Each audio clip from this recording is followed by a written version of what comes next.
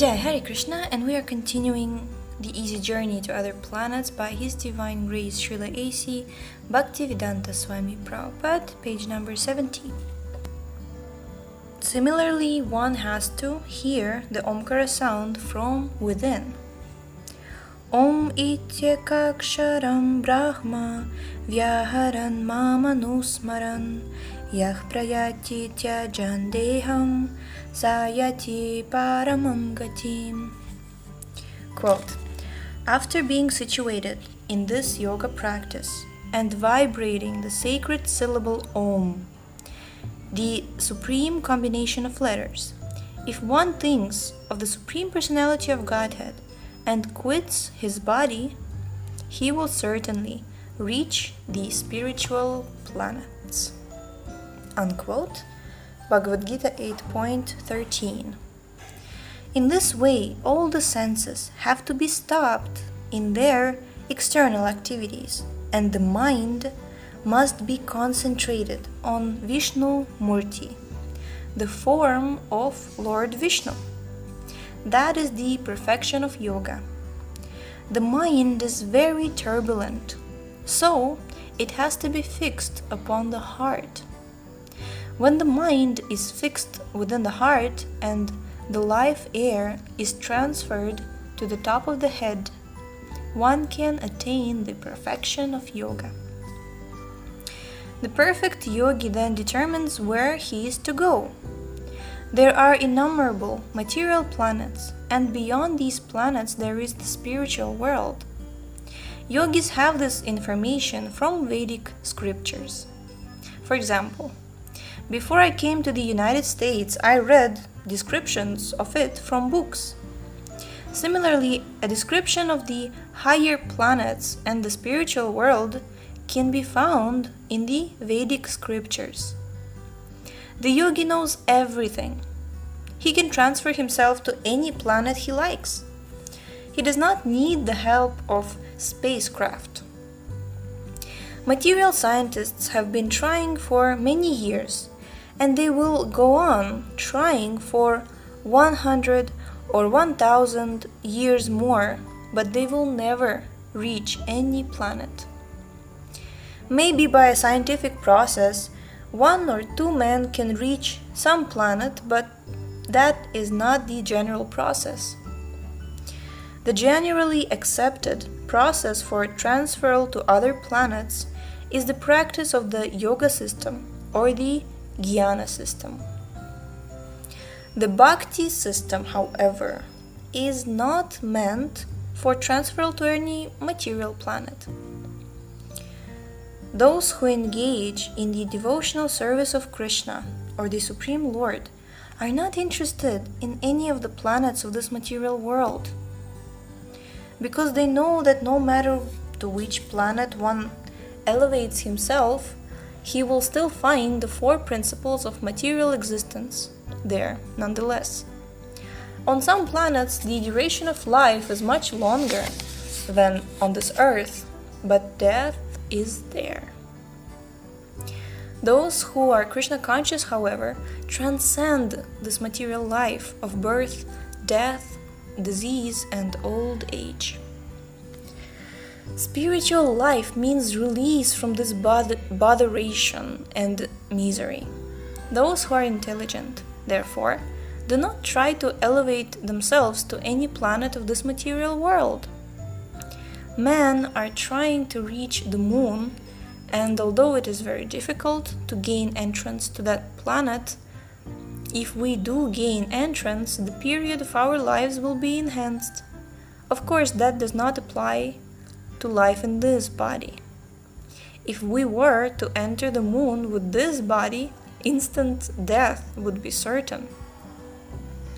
When one enters into a planetary system, he must have a suitable body for that planet.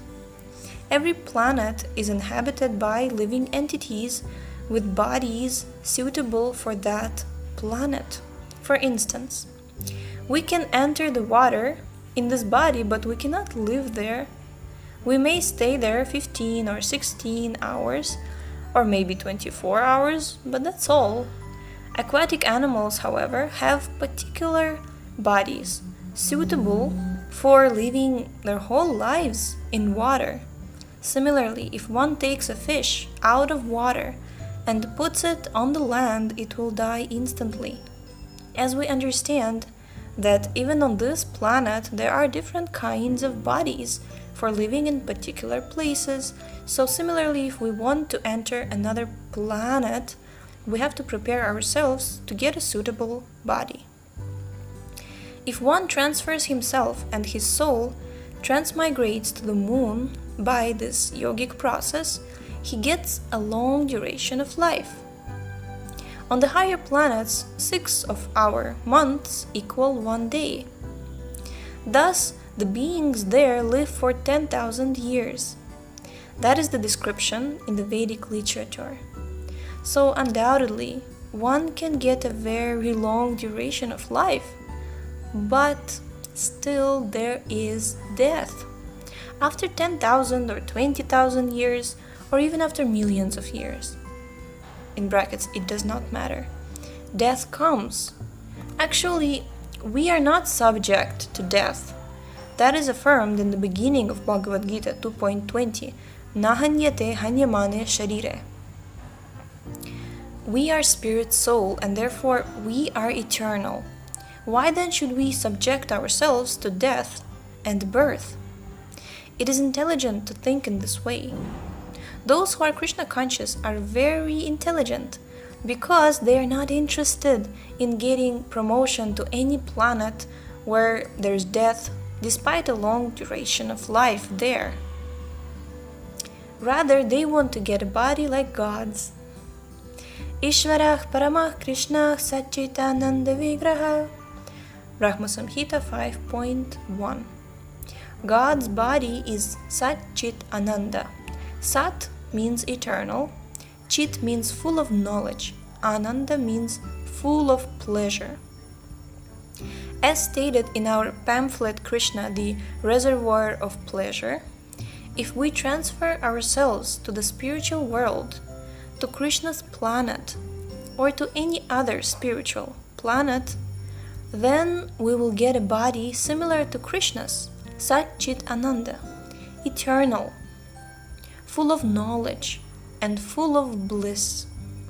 So those who try to be Krishna conscious have a different aim of life than those who are trying to promote themselves to the better planets in this material world.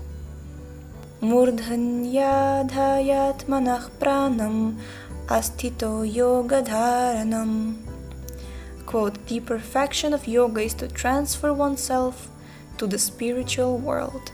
Bhagavad Gita 8.12.